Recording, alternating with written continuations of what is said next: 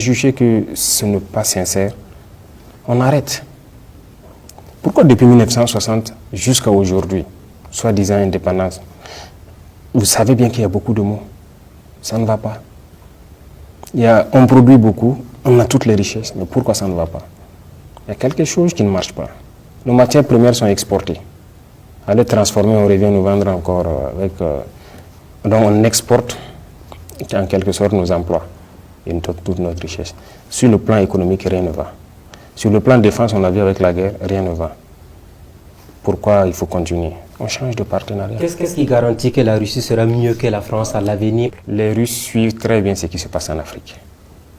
Et c'est parce qu'ils sont aussi anti-impérialistes que nos esprits, je peux dire nos idées convergent. Voilà. Déjà, quand vous prenez nos équipements ici, la plupart de nos équipements sont russes. La plupart. Ils acceptent de nous vendre tout. Et vous avez vu un équipement, je dirais français peut-être ici? Il n'y en a pas beaucoup. Quelques-uns. Aujourd'hui, dans cette guerre, comme on le dit, cette année, nous avons fait l'expérience. On refuse de nous vendre, par exemple, beaucoup d'États impérialistes refusent de nous vendre ce qu'ils disent, ce qui est létal. Des canons qui se montent sur l'avion, on refuse de nous vendre. Et voilà. Et avec la France, il y a beaucoup de choses qu'on souhaite payer, mais ils ne vont pas nous donner la licence. On ne va pas nous vendre. Et même avec les Américains, on a eu des soucis. Donc, les terroristes doivent avoir une arme, ils nous tirent dessus. Bon, nous, on ne doit pas avoir ce qui tue. C'est des gaz lacrymogènes, c'est autre qu'on peut nous vendre. Je ne sais pas. Si nous sommes en guerre et que nous avons des populations qui meurent, on veut se défendre, et vous refusez de nous vendre ce qui est létal, vous n'êtes pas nos amis. Monsieur le Président, on va parler des réformes politiques et institutionnelles. Alors, à quand la levée, la suspension des activités des partis politiques? Ce qui a conduit donc à entreprendre ces actions. Le peuple a bien voulu, depuis ce jour, nous confier donc la destinée de cette nation, chose que nous assumons pleinement. Certes, ce n'était pas l'objectif, comme vous l'avez signifié, mais la mission est sacrée, on nous l'a confiée et nous avons juré de mener à bien cette mission. Donc, on se sent de plus en plus réconforté tant que le peuple est avec nous et cette mission, on va la mener à bien. Les derniers événements, Monsieur le Président, c'était les 26 et 27 septembre, avec notamment ce qui s'est passé au Burkina Faso. Vous avez fait un tweet en disant « Je rassure de ma détermination à conduire la transition à bon port, en dépit de l'adversité des différentes manœuvres. » Alors, comment vous vivez ces événements, ces multiples rebondissements contre votre pouvoir? Il faut d'abord signifier que, comme je dis, l'itinéraire emprunté est difficile. Nous avons une lutte à mener contre l'impérialisme. Et l'impérialisme, ce n'est pas uniquement ceux qui sont à l'extérieur, c'est surtout les valeurs locaux sur place. Ce sont des choses que nous vivons depuis le premier jour.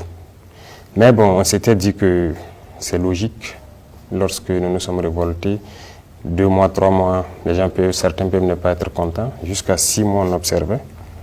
Mais à un moment donné, il faut que les gens arrêtent. Ça continue, on a mis en garde plusieurs fois. Et ben, on ne peut pas concevoir qu'un an après que le peuple ait choisi son itinéraire, que nous sommes dans une nouvelle configuration, que des gens s'opposent à cela. Est-ce à dire que c'est la tolérance zéro désormais contre toute personne qui s'aventurerait à déstabiliser votre pouvoir? Ne dites pas notre pouvoir, je dirais toute personne qui voudrait, c'est-à-dire se mettre en travers de la marche de ce peuple-là. Il n'y aura pas de sentiment. Ça, c'est terminé. Nous avons assez sensibilisé, nous avons assez parlé aux gens. Et voilà. Ce n'est pas comme si on ne les connaît pas, nous les connaissons. Certains sont venus ici, nous les avons dit, on vous flatte. L'impérialisme n'a pas d'amis. Peut-être que certains se sentent obligés parce qu'ils ont peut-être des serments qu'ils ont prêtés avec les impérialistes et il les faut aller au bout. C'est fini. C'est fini. Monsieur le Président, des sous-officiers, des officiers aujourd'hui, est-ce que toutes ces arrestations ne montrent pas qu'il y a un malaise au sein de notre armée au Burkina Faso? Pas de malaise. Ce sont des individus manipulés. Voilà. Il n'y a pas de malaise. Les hommes se battent au front. Il n'y a aucun malaise. Et si vous regardez ceux qui sont dans ces situations-là, ce n'est pas forcément des gens venus du front. Donc des Burkinabés se battent.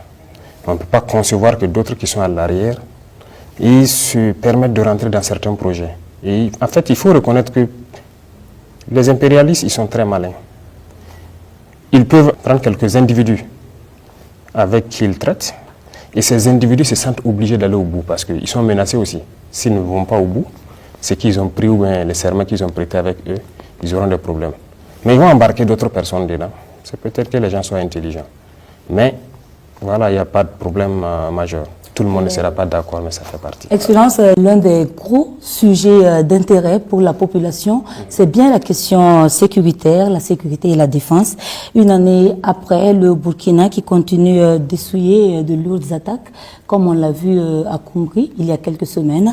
Alors, 53 morts, ce fut énorme, Monsieur le Président. On aimerait un peu comprendre ce qui s'est réellement passé. Les batailles, il y a des morts. Mais 53, on trouve ça trop. Sûrement que quelque chose n'a pas fonctionné. Les enquêtes sont en cours aussi. S'il y a des choses qui n'ont pas fonctionné à notre niveau, qu'on puisse régler ça rapidement. Mais il faut reconnaître que Combri, c'était une action audacieuse. C'était très audacieux parce que c'est une zone qui a été abandonnée, qui était sous contrôle terroriste. Donc, vous savez très bien, depuis 2021, personne n'y a mis pied. Il faut y aller. Toutes ces zones où on est absent depuis des années, nous allons y aller. Ce sera des batailles très dures, il faut s'y attendre, mais nous sommes là pour ça. Il faut qu'on y aille. Alors pour rester dans cette région, Tangay c'est une des communes rurales qui a été reconquise il n'y a pas très longtemps, avec à la clé l'installation d'une base militaire et même le retour des populations. Sur le terrain, vous pourrez le constater. Voilà. Il y a des choses même que nous voyons souvent qui ne nous plaisent pas forcément. Parce qu'il arrive que certains communiquent, on a reconquis tel village, les gens ont rejoint. Peut-être que d'autres personnes contestent ça, notamment sur vos plateaux télé. Mais ça constitue des victoires pour vous. C'est symbolique en termes de victoire pour vous, naturellement. Je suis d'accord, oui. Mais vous voyez ce qui se passe. Lorsqu'il y a ce débat-là, d'autres disent oui, c'est reconquis, d'autres disent non. Les villageois se mettent à se filmer eux-mêmes dans leur village pour prouver que c'est reconquis, les voilà au marché, ainsi de suite. Bon, nous, dans notre stratégie, je dirais, ça ne nous plaît pas trop. Nous voulons que ça... Ceux qui veulent le constater, ils peuvent aller sur le terrain. Il y a des zones aujourd'hui, vous partez, vous circulez. Donc c'est mieux que les gens aillent constater. Mais on ne veut pas que les gens s'exposent en se filmant et puis en montrant. Le Premier ministre a dit il y a quelques mois qu'on était à 60% de couverture du territoire. Quelques mois plus tard, nous sommes à 1 an de votre pouvoir, du MPSR2. Vous pouvez quand même donner une idée de la reconquête du territoire burkinabé à l'ensemble des citoyens qui nous regardent. Il n'y a pas cette partie du Burkina où nous ne pouvons pas mettre pied. Les populations de Djibo, de Dori qui nous regardent diront nous sommes sous blocus, il faut des convois pour venir vers nous. Oui, même si demain nous sommes à 100%, on fera peut-être des escortes, on va protéger nos itinéraires. Parce que c'est une guérilla, c'est une guerre. 2, 3, 4 individus sortent et voilà, commettent des dégâts sur quelques camions et puis ils disparaissent. Et voilà, donc on va toujours protéger nos itinéraires, on va toujours escorter nos commerçants et tous ceux qui se déplacent. Alors l'une des plaintes, c'est le temps que ça met. Je prends l'exemple de la ville de Nouna qui a été ravitaillée rien que le mardi, mais là on a mis pratiquement 1 mois pour ravitailler cette localité-là. Bon, peut-être le délai est dû peut-être aux conditions du terrain. Avec la saison, peut-être c'est pas facile. Et la planification des missions, donc dans ces situations-là, c'est pas aussi simple. Mais ce sont des choses qu'on va rattraper. Alors, Excellence, une année après votre arrivée au pouvoir, est-ce que, au regard de la configuration des choses dans la lutte antiterroriste, vous êtes toujours dans la pensée que les armes seules suffisent à vaincre le phénomène? Nous ne sommes pas dans les armes seules. Nous sommes dans la communication aussi, n'est-ce pas? On a fait comprendre que nous connaissons le problème et que les gens devraient s'abstenir de se lancer donc dans ces mouvements-là, parce qu'on sait ce qui a amené les gens à prendre les armes, éventuellement à rejoindre les camps de ces criminels-là. Ça, c'est de la communication. On a assez communiqué pour les dire, de se soustraire de cette lutte-là, parce que nous savons ce qui a amené ça. Voilà, on a sensibilisé beaucoup, ça fait une partie. Les armes, ça fait bien sûr partie, mais il y a le développement aussi. Donc nous avons lancé les deux volets en même temps. On crée de l'emploi, on crée des opportunités. C'est ça l'objectif. Est-ce que les Burkinabés qui ont pris des armes contre leur pays, vous êtes prêts à faire des démarches, même si elles sont souterraines, parce que le retour de la paix n'a pas de prix? Démarches souterraines, je ne sais pas. Je parle des négociations éventuellement ou des dialogues avec certains Burkinabés. On ne les connaît pas. Qui les connaît? On ne les connaît que lorsqu'ils apparaissent avec les armes et voilà. Donc, on ne sait pas avec qui on va dialoguer. C'est pour ça justement qu'on parle sur les antennes, pour que chacun puisse comprendre que ce n'est pas la bonne formule et qu'ils doivent arrêter. Mais si les gens ne déposent pas les armes, voilà, on passe par la manière des armes aussi. Alors, il y a environ 5 mois, vous disiez que la guerre est... De la question de la solidarité africaine que vous êtes en train d'évoquer, la question fondamentale qui se pose, c'est est-ce que nous avons véritablement ces moyens d'aller au secours du Niger? Est-ce que nous ne sommes pas nous-mêmes déjà suffisamment affaiblis? Est-ce que nous avons les moyens, y compris en hommes, en finances et en vivres? Quand on parle là-bas, ce que je vous ai expliqué, ce n'est pas forcément le Niger qu'on parle, c'est pour nous-mêmes d'abord. Il faut qu'on les aide. Si le Niger est déstabilisé, le Burkina, c'est foutu. Aujourd'hui, nous arrivons déjà avec... On n'est pas déployé d'abord, mais on fait beaucoup de choses ensemble. Rien que la semaine passée, les vecteurs aériens ont opéré en parfaite symbiose pour détruire une colonne que les Nigériens ont vu quitter vers chez eux en rentrant chez nous ici. Et nous, nos appareils sont intervenus, leurs appareils sont intervenus, tout a été bien coordonné pour... C'est ça qu'on demande. Et il faut qu'on s'aide comme ça entre pays voisins. Et finalement, qui paiera cette note? Qui paiera? Cette note? Non, ce n'est pas une note particulière. De toute façon, sur notre territoire, on fait des opérations. Il n'y a rien de particulier si les soldats se retrouvent de l'autre côté de la frontière pour faire la guerre. Le 16 septembre 2023, donc, il y a eu la création de l'AES, l'Alliance des États du Sahel. Est-ce là un processus vers la fin de la CEDEAO ou le retrait de ces 3 pays de la CEDEAO pour une certaine autonomie? L'AES, c'est une défense en commun. Nous avons décidé d'unifier nos espaces. Aujourd'hui, peu importe la situation au Niger, aussi au Burkina ou au Mali, on peut bénéficier l'un comme l'autre du soutien de ce partenariat-là. Donc c'est ça d'abord le plus important pour nous, parce que nous, ce qui nous préoccupe, c'est la question de sécurité, nous sommes en guerre, et c'est ça qui nous préoccupe d'abord. Le reste, ça viendra. La CEDEAO et l'AES? La CEDEAO est là. Jusqu'à preuve de contraire, on n'a pas quitté la CEDEAO. Mais l'AES est une alliance de défense.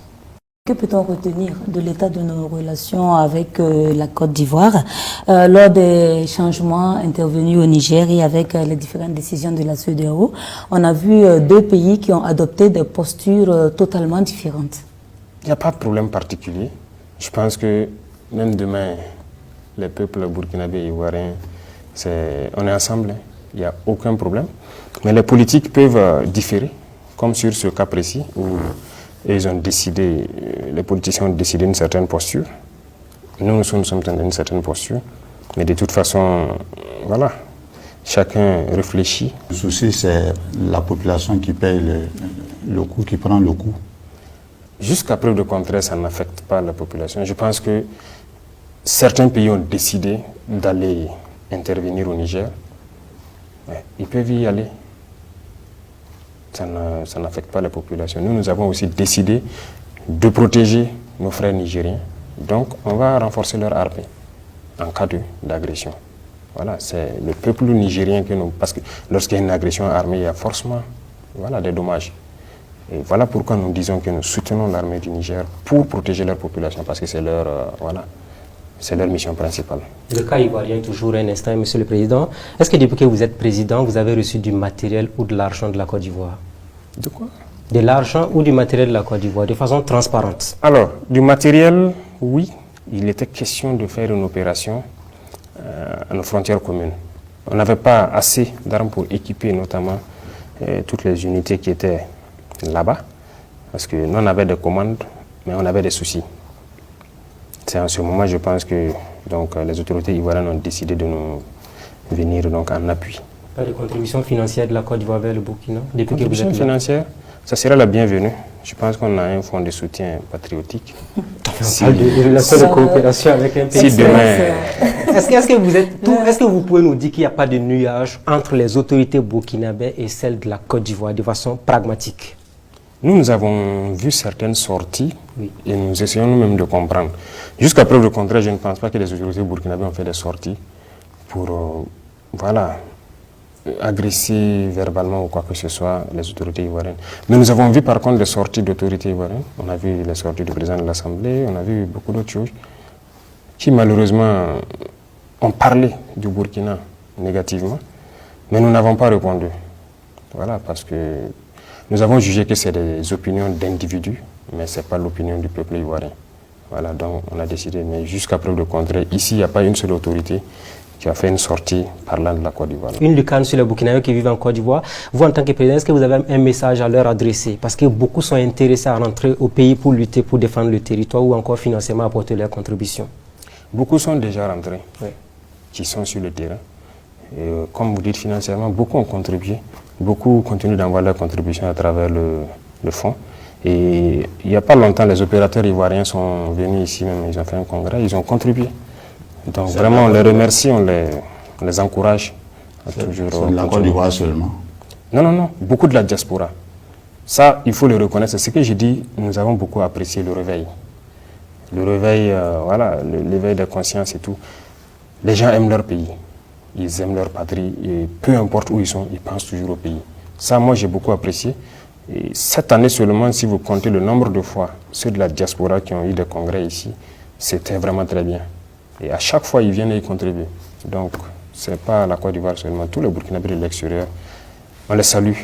Monsieur le Président, quelque fait marquant de notre diplomatie, c'est la cristallisation des relations entre le Burkina Faso et la France et notre rapprochement avec la Russie.